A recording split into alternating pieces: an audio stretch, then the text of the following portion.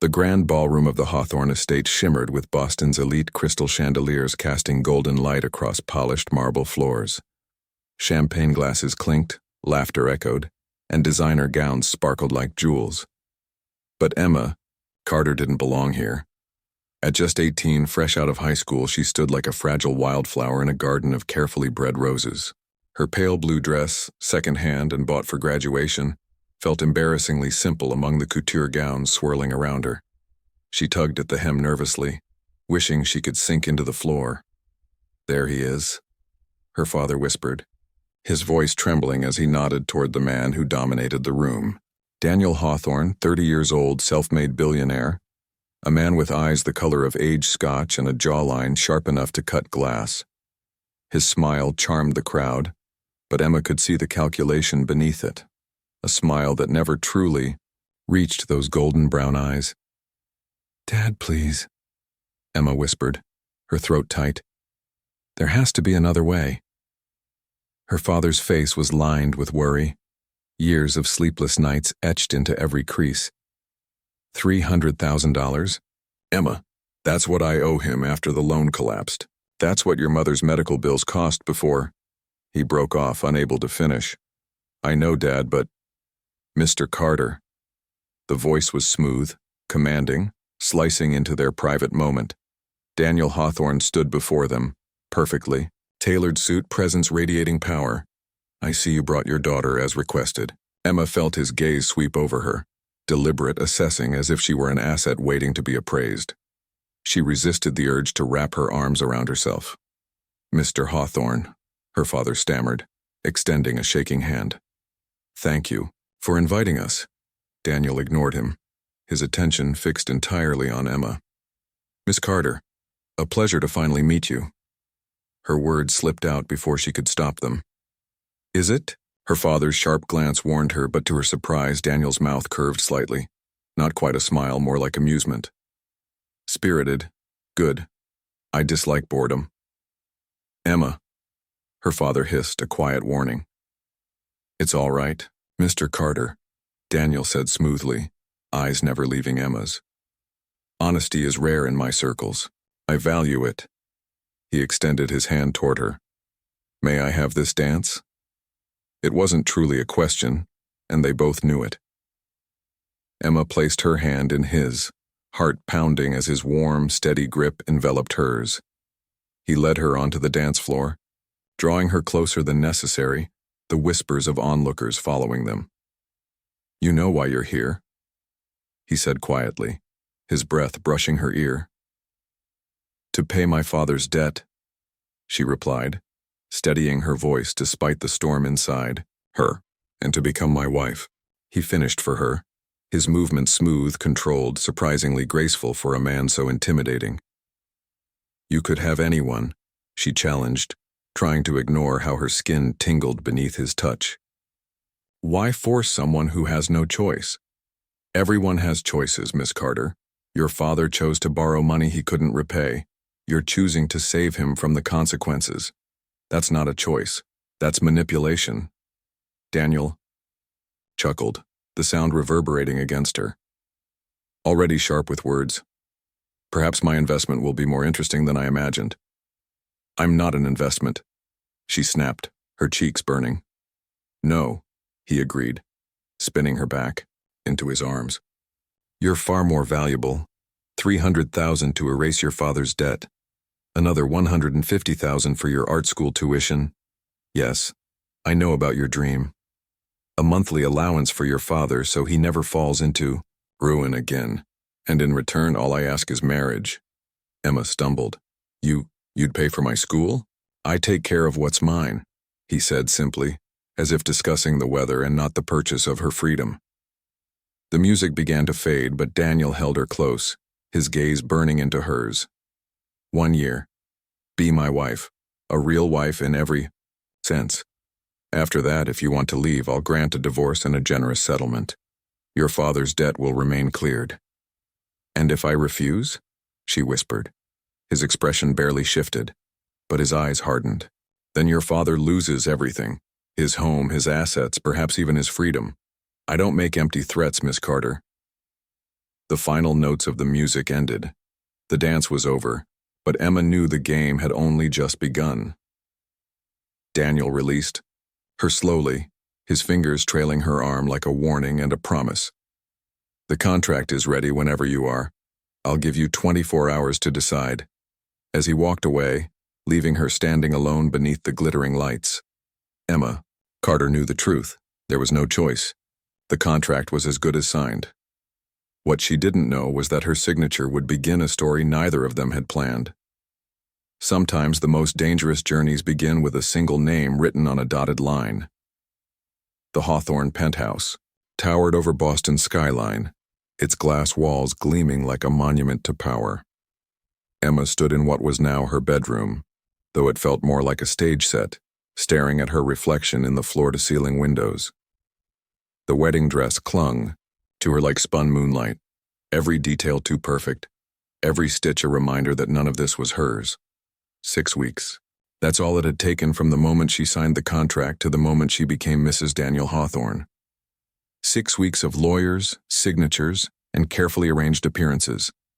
6 weeks of fittings, of interviews, of Clara Wu, Daniel's immaculate chief of staff, managing every detail with the precision of a surgeon. The press called it the fairy tale wedding of the year. But Emma couldn't remember any fairy tale where the princess signed a 30-page legal contract before meeting her prince. The ceremony begins in 20 minutes. Clara's calm voice echoed from the doorway. She stood poised, clipboard, in hand, a woman of steel wrapped in silk. Are you ready, Miss Carter? Or should I say Mrs. Hawthorne? Emma adjusted the diamond earrings delivered in a velvet box that morning, accompanied by a card in Daniel's sharp handwriting. Something new. She forced a small smile. Please, don't call me that. For a moment, Clara's mask slipped, revealing the faintest flicker of sympathy. For what it's worth, he's never done this before. The flowers, the music, the menu, he chose them himself. Emma's brows furrowed. What lengths? Usually he delegates everything, personal matters especially. But this time, Clara trailed off, checking her clipboard as though the explanation was already too personal. Before Emma could reply, a soft knock at the door broke the silence. Her father entered, his tuxedo tailored so well he seemed almost younger, healthier, the crushing weight of debt no longer pressing down on him. His eyes filled with tears as he saw her. "Oh, Em," Thomas whispered. "You look just like your mother." Emma swallowed the lump in her throat. "Dad, are you sure about this? We could still—" "No," he interrupted gently, taking her hands in his. "You've carried me for too long since your mother got sick. Not anymore.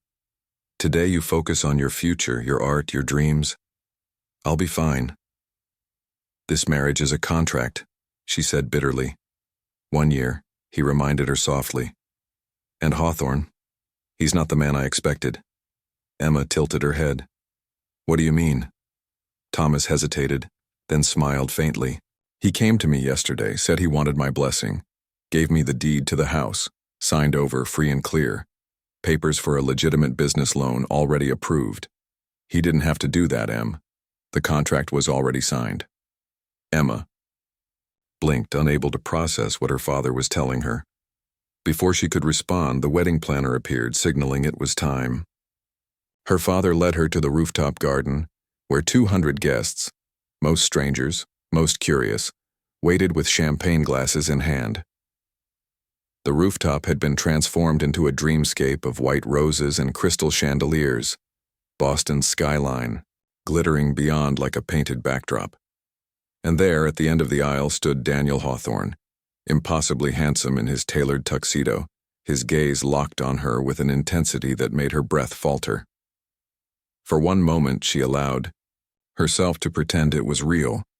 The vows were traditional, the kiss polite yet lingering. His lips were warmer than she expected, his presence overwhelming, his eyes searching hers as though testing her resolve. "You look beautiful," he whispered just for her. "Thank you," she murmured automatically. "You clean up well yourself," she added, a weak attempt at humor. For the first time, a genuine smile touched his lips. You're a natural, Mrs. Hawthorne. Don't call me that, she whispered, though with less fire than before. What should I call you then? He asked, offering his arm as they turned to face their applauding guests. Emma, she said firmly. Emma, he repeated softly, as though savoring the name. My Emma. The reception blurred into a haze of champagne and congratulations from strangers. Daniel kept her close, his hand steady at the small of her back, guiding her through the storm. She studied him in fragments, the way he charmed investors, the way he smiled at politicians, the way his public mask never cracked. Yet with her in fleeting moments there was something different. Having second thoughts, he murmured as they swayed through their first dance. About 40 per minute, she admitted. To her surprise, he laughed. Not cold, not calculated. A real laugh, warm and disarming. At least you're honest, I like that. Is that why you chose me? Honesty? His expression shifted, serious now. I chose you because you fascinate me, Emma Carter. His voice dropped lower. From the moment I saw your painting, she stiffened. What painting? Echoes of Absence, he said softly. The portrait of your mother in the hospital bed, surrounded by empty chairs. It was haunting. Emma stumbled, shock flooding her. That was months before you called in my father's loan. You saw my work before you even knew me? A flash of guilt passed through his eyes before he smoothed it away. We should cut the cake. Your father looks like he could use something sweet. But as Daniel guided her away, Emma's thoughts raced. Had he orchestrated this from the start? If he'd seen her painting, if he'd sought her out, then what game was Daniel Hawthorne really playing? The Blacktown car pulled up to the glass tower that sliced through Boston's night sky like a blade. Emma stared upward, her pulse quickening. The Hawthorne penthouse. 45 stories above the city, unreachable, untouchable, just like the man who owned it. Daniel stepped out first, offering his hand. Cameras flashed, reporters shouted, their wedding still dominating headlines. Emma forced a smile, sliding her hand into his, playing the role of perfect bride. Inside, marble floors gleamed, elevators whispered, and soon they were ascending so quickly her ears popped. When the doors opened, Emma stepped into a world that wasn't hers. The penthouse stretched endlessly, all glass and steel and silence like a museum of wealth. A grand piano waited in one corner, untouched. Abstract art covered the walls, pieces worth more than her father's house. A decanter of expensive scotch sat on the bar, as if permanently on display. This is home now, Daniel said simply, shrugging off his jacket, his cufflinks catching the light. Emma swallowed hard. Home? The word felt foreign. The air smelled faintly of cedar and smoke, masculine and cold. She clutched her small purse tighter. It doesn't feel like home. Daniel glanced at her. Give it time. You'll adapt. His calm certainty unnerved her. She walked toward the massive windows overlooking the harbor, the city lights glittering like stars scattered at her feet. And what about you? Do you ever feel at home here? For the first time, silence stretched between them. He poured himself a drink, amber liquid filling crystal. I didn't bring you here for conversation, Emma. Her throat tightened. She turned to face him, her voice steadier than she felt. Then why did you bring me here? Daniel met her gaze, unreadable. Because you're my wife. The words were sharp, undeniable. Yet something flickered in his eyes, a shadow of something deeper. Emma's heart pounded, fear and anger tangled inside her. So that's all I am to you, a title, a possession. He set down his glass, walked closer, stopping just inches away, the intensity of his presence pressed against her. No, Emma. You're not a possession. You're a promise. Her breath caught, but she refused to look away. A promise of what? He leaned closer, his voice low, dangerous, and almost tender. Of change. But before she could respond, he pulled back, retreating into his composed mask. Clara will show you to your room. You'll find everything you need, clothes, shoes, even a studio space. You'll start at Lane Gallery next week. Consider it a wedding gift. Her chest tightened. You mean Sophia Lane? You arranged that? I invest in talent, he said matter-of-factly. And you are talent. Emma stood frozen, torn between fury and awe. He had bought her future as easily as he had bought her freedom. And yet, part of her wanted to believe it wasn't just control, but something else. When Clara appeared, guiding Emma down the long corridor, she caught a final glimpse of Daniel Hawthorne. He stood alone by the window, glass in hand, staring at the city below. For the first time, she saw loneliness etched into the lines of his face. That night, as she lay in a bed too soft, too empty, surrounded by walls that weren't hers, Emma Carter realized the truth: she was married to a stranger. But strangers, she reminded herself, had secrets, and she was determined to uncover his. The Lane Gallery stood tucked between Boston's historic brick buildings, its glass doors polished to a shine. Emma's heart thudded as she stepped inside on her first morning. The air smelled of oil paints and varnish, sunlight streaming across canvases that lined the pristine white walls. Sophia Lane, the owner, greeted her with a warm smile that reached her eyes. Emma Carter, I've heard a great deal about you. Daniel speaks highly of your work. Emma flushed, uncomfortable. I hope my work speaks for itself. Sophia studied her for a moment, then nodded approvingly. Good answer. Come, let me show you your space. The gallery wasn't just a job, it was a lifeline. For the first time since the wedding, Emma felt like herself again. Brush in hand, paint staining her fingertips, ideas spilling onto canvas. Hours disappeared, her world narrowing to color and light. Yet even here, Daniel Hawthorne found his way in. He arrived unannounced one evening just as she was cleaning her brushes. His presence filled the gallery, drawing curious stares from assistants. He moved with the same confidence he carried into boardrooms, but his eyes softened when they landed on her. You lose track of time when you're painting, he remarked, stepping closer. Emma wiped her hands on a rag. What are you doing here? Taking my wife to dinner, he said simply, as though it were the most natural thing in the world. She hesitated. Is this part of the contract? Daniel's lips curved, almost amused. No, this is part of being married. The restaurant he chose was unlike anything Emma had ever seen. Crystal chandeliers reflected against mirrored walls. A private balcony overlooked the city skyline. The waiters moved like shadows, serving courses that looked more like art than food.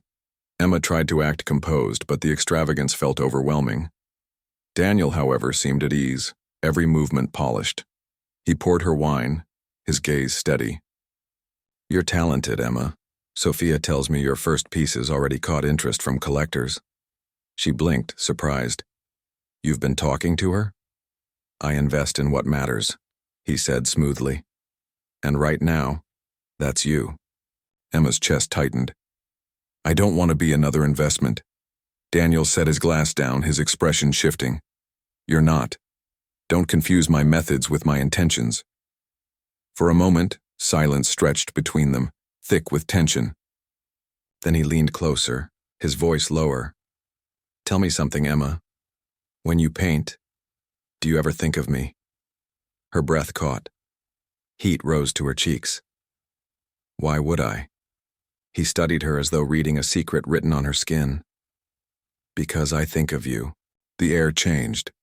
The city lights shimmered around them, the sound of laughter and clinking glasses fading until there was only the thrum of her pulse and the weight of his gaze. When he reached across the table, brushing his thumb lightly over her hand, she didn't pull away. Later that night, when he walked her back into the penthouse, neither spoke. The silence wasn't empty anymore, it was charged, alive. As she moved toward her room, Daniel stopped her with a single word. Emma. She turned, her heart racing. He stepped closer, so near she could feel the warmth radiating from him. You have no idea what you do to me. And before she could reply, his lips pressed against hers, firm, deliberate, devastating. The kiss stole her breath, unraveling the walls she had built. For the first time, she kissed him back. When he pulled away, his voice was ragged, unguarded. This marriage, it won't be simple. Emma touched her lips, still trembling. Nothing about us is simple. He gave a half smile, a rare softness breaking through his armor. Good. I hate simple. That night, lying awake in the too-soft bed, Emma Carter realized something dangerous. Somewhere between resentment and necessity, the first spark had been lit. And sparks, she knew, had the power to burn. Days turned into weeks, and somewhere between shared dinners and lingering glances, the edges of Emma's marriage began to blur. What had started as a contract felt less like a transaction and more like something neither of them dared name. The penthouse no longer felt like a cage. It became a place filled with subtle traces of her, half-finished sketches scattered. Across the dining table, a vase of fresh tulips she bought on her walk home. The faint smell of turpentine drifting from the studio Daniel had insisted she use. At first he watched her from a distance, always composed, always unreadable. But gradually his control fractured. One night, Emma found him in the kitchen at 2 a.m, sleeves rolled up, attempting to make coffee with a machine he clearly had no idea how to use. She laughed, the sound escaping before she could stop it. "You look ridiculous." Daniel looked up, startled, then smirked. "Careful. Mocking your husband might be considered grounds for breach of contract." Emma shook her head, stepping closer. "Then sue me." Something shifted in his expression as her fingers brushed his while she reached for the mug. Their eyes met, and the playful moment turned heavy. Without thinking, Emma rose on her toes, her lips brushing his in a tentative kiss. Daniel froze for half a heartbeat, then deepened it, pulling her flush against him. The kiss was nothing like the polite formality of their wedding. It was raw, urgent, claiming. By the time they broke apart, both were breathless. "Emma," he whispered, her name rough on his lips as though it had become a prayer he didn't know how to say. From that night forward, the distance between them evaporated. Their passion was undeniable, their arguments fiery, their connection impossible to ignore. Every touch left her trembling, every kiss a reminder of how dangerous this was becoming. Yet beyond the physical, something deeper grew. Daniel began sharing fragments of his life, stories about his rise from nothing, his nights sleeping in his car while building his empire, the betrayals that had carved scars into his heart. And, in turn, Emma shared her fears, her dreams, the way art had been the only constant when her world fell apart after her mother's death. One evening, after a long day at the gallery, she found him waiting for her on the balcony. The city glittered below, but his eyes were on her alone. "You've changed everything," he admitted quietly. "This place, my life, it doesn't feel the same anymore." Emma's breath caught. "Is that a good thing?" His jaw tightened, as though he couldn't allow himself to say the word. Instead, he touched her cheek, his thumb brushing her skin. "It's unavoidable." Her heart hammered. For the first time, she saw not the billionaire, not the untouchable man, but Daniel, just Daniel. That night, as they lay tangled in silk sheets, Emma realized she was no longer surviving a contract. She was falling, and falling for Daniel Hawthorne was both the most beautiful and the most dangerous thing she had ever done. Autumn came to Boston, crisp winds sweeping through the city, trees painted in fire and gold. One weekend, Daniel insisted on leaving behind the penthouse and the endless whirl of business meetings. He drove them out of the city, past winding country roads until the skyline disappeared, replaced by rolling fields and the sweet scent of apples. "Riverside Orchard," he said as the car stopped before a sprawling farmhouse surrounded by rows of apple trees. His voice was softer here, almost reverent. Emma stepped out, her boots crunching on fallen leaves. The air was sharper, cleaner, carrying a sweetness that tugged at something deep inside her. "You've been here before?" Daniel's gaze swept the land, his expression unreadable. "This was where I worked as a boy, picking apples for $2 an hour." Emma blinked. "You worked here?" He gave a short laugh, but it wasn't amusement. "I didn't always wear Armani, Emma. My father left when I was 12. My mother cleaned houses to keep us alive." I worked anywhere that would pay. This orchard saved me more than once. For the first time, Emma saw him stripped of his armor. No billionaire, no contract, no mask, just a boy who had fought his way up from nothing. As they walked between the rows of trees, he plucked an apple and handed it to her. She bit into it, juice running down her chin. She laughed, embarrassed, wiping it away. For a heartbeat, Daniel's eyes softened with something she'd never seen before. Longing. They found a quiet spot near the river, the water glinting in the late afternoon sun. Daniel sat beside her, shoulders tense. "You asked me once why I chose you," he began, his voice low. "The truth is, I saw myself in your painting, the emptiness, the fight to keep going when everything around you is falling apart. You painted something I'd buried years ago. I couldn't look away." Emma's chest tightened. "So this marriage wasn't just about my father's debt?" His jaw clenched. "The debt gave me an excuse, but it was never just business." Silence stretched between them, heavy with unsaid words. Emma reached out, her fingers brushing his hand. He didn't pull away. "I don't want to be an excuse," she whispered. He turned, his eyes burning with raw honesty. "You're not. You're the first thing in years that feels real." Before she could respond, his hand cupped her cheek, and his lips found hers. The kiss was deeper than any before, full of everything they hadn't dared admit. When they broke apart, his forehead rested against hers, his voice ragged. "Emma, I don't know how to do this. I don't know how to love without destroying." She held his face, steadying him. "Then let me teach you. We'll learn together." For the first time, Daniel Hawthorne allowed himself to be vulnerable, and Emma realized she wasn't falling alone anymore. They were both already in free fall, toward each other. For weeks after the orchard, life between Emma and Daniel shifted. The walls between them had cracked, their nights no longer filled with silence but with whispered confessions and breathless kisses. Yet the closer they grew, the more fragile it all began to feel, because Daniel's world was built on control, and love had no place in contracts. One evening, Emma prepared a dinner herself in the penthouse kitchen. Roast chicken, vegetables, nothing extravagant. She laughed as she tried to keep flour off her dress, waiting for Daniel to come home.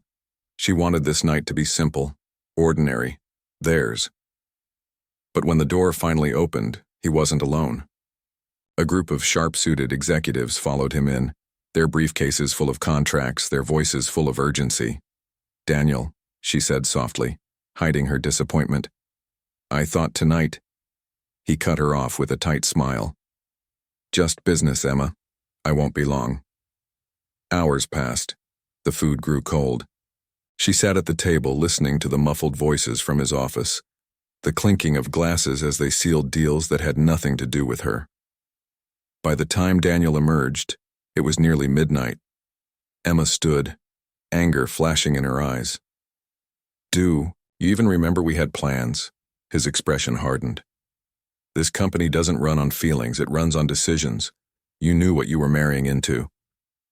Her chest ached, his words slicing deeper than he realized. "I didn't marry your company, Daniel. I married you. At least I thought I did." For once, he faltered. "Emma, no."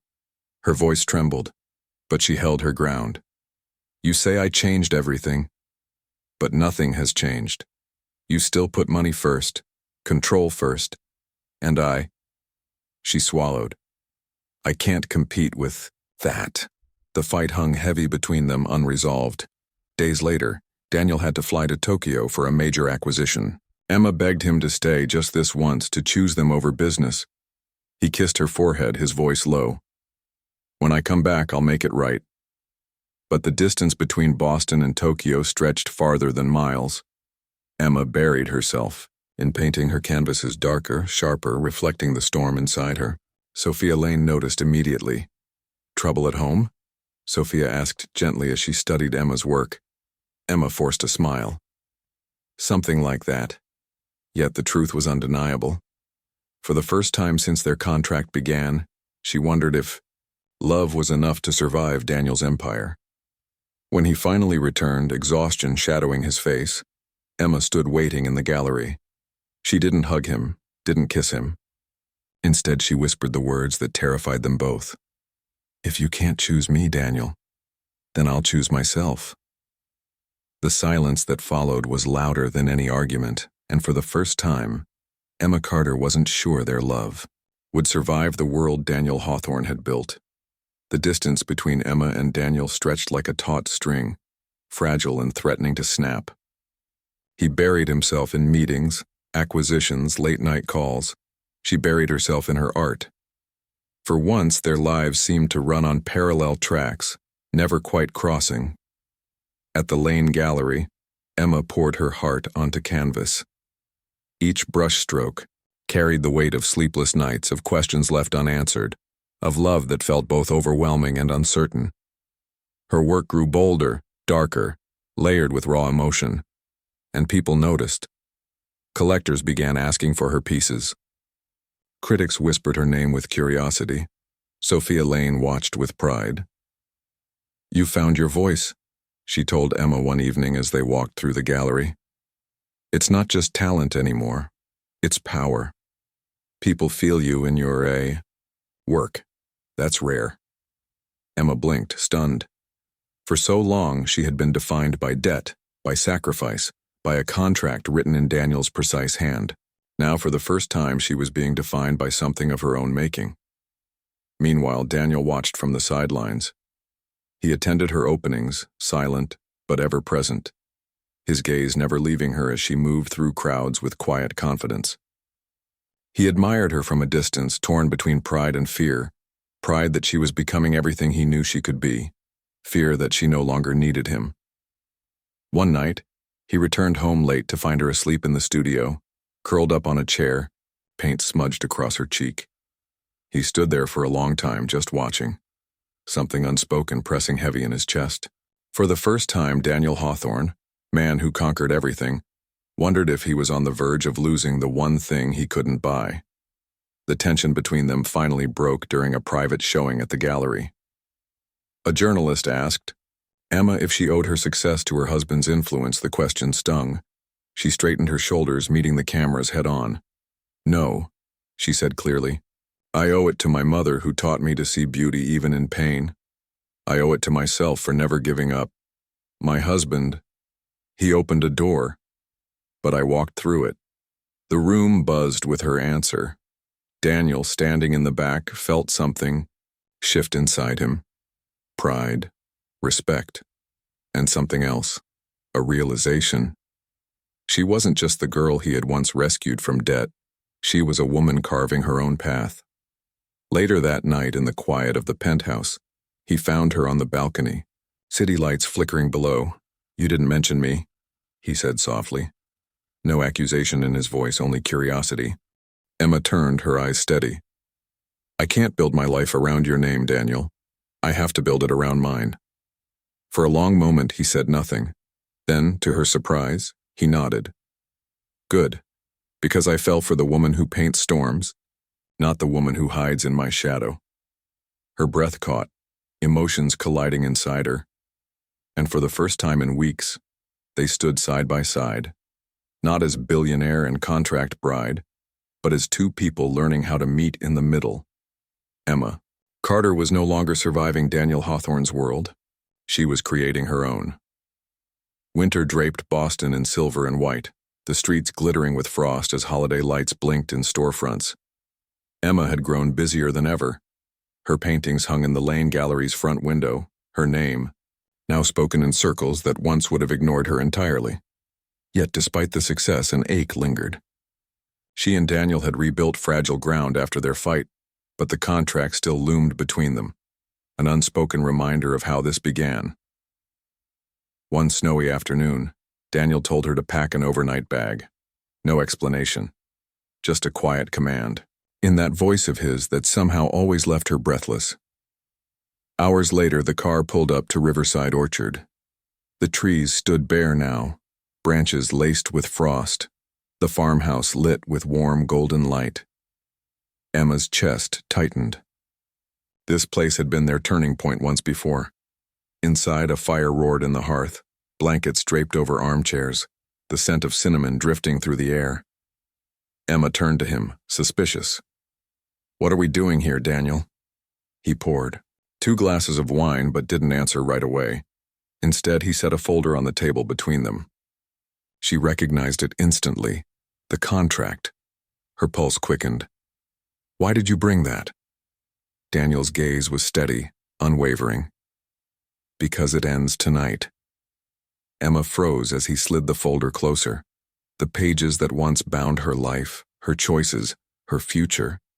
It was all still there, but Daniel pulled out a pen and without hesitation tore his signature across the final termination clause. "The debt is gone," he said quietly. "Your father's security remains. Your tuition, your gallery, everything. None of it is tied to this anymore." Her throat tightened. "You mean I'm free?" "Yes." He stepped closer, his voice rougher now.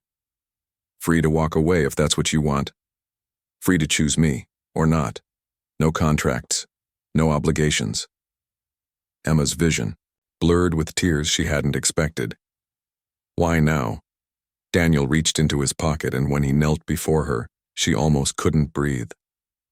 In his hand was not a diamond, not something expected, but a ring with a luminous fire opal that shimmered like captured sunset. "Because I don't want you as a contract," he said, his voice breaking in a way she had never heard before.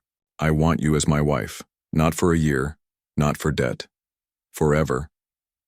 Emma Carter, will you marry me? For real?" Her heart thundered. She thought of everything: the fear, the anger, the sparks, the fire, the orchard, the nights tangled in silk, sheets, the way he had broken and rebuilt her world. And she knew. "Yes," she whispered, then louder, tears spilling. "Yes, Daniel. Yes." He slid the opal ring onto her finger, and when he kissed her, it was nothing like their first kiss at the gala. It was raw, tender, infinite. A promise, not written on paper but in the unshakable rhythm of their hearts. The contract that had once defined them burned in the fireplace behind them, its ashes scattering into the flames. And for the first time, Emma Carter wasn't bound by obligation. She was bound by choice. Spring returned to Boston, and with it came a sense of renewal that mirrored Emma's own life. The Lane Gallery's main hall buzzed with energy as critics, collectors, and admirers gathered for her first solo exhibition. Canvases lined the walls, each one a reflection of her journey: grief, resilience, love, transformation. Emma stood in the center of it all, her opal ring catching the gallery lights, her hands trembling slightly as she greeted guests. Every smile, every handshake reminded her of how far she had come. She was no longer the girl bound by a contract. She was Emma Carter, an artist in her own right. Daniel hovered nearby, not dominating the room as he so often did, but standing, back, allowing her to shine. When their eyes met across the crowd, his expression said everything: pride, awe, love.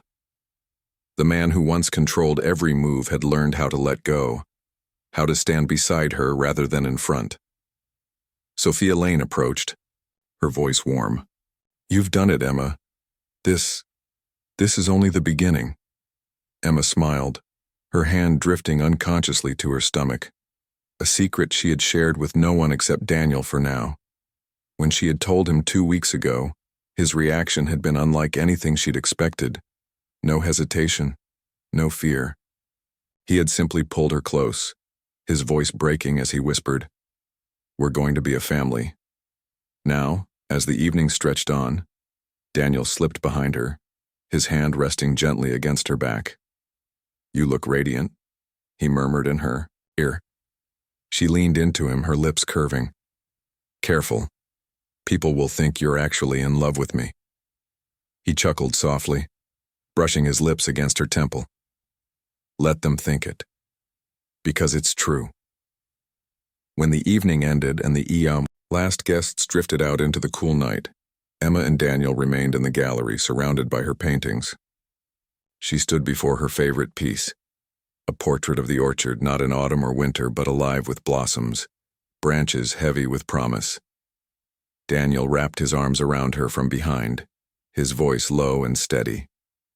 Everything you dreamed of is coming true. Emma turned in his embrace, looking up into the eyes that had once terrified her and now steadied her more than anything else. Not everything, she corrected softly, because I never dreamed of you. And yet, here you are. He kissed her then, slow and deep, sealing the truth neither of them could deny.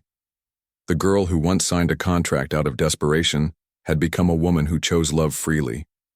And the man who once lived for power had discovered something greater, something lasting. Their story had begun with paper and ink. It ended with brushstrokes, with laughter, with new life blooming inside her. Emma Carter and Daniel Hawthorne had written their own ending, not with contracts, not with conditions, but with love. Forever.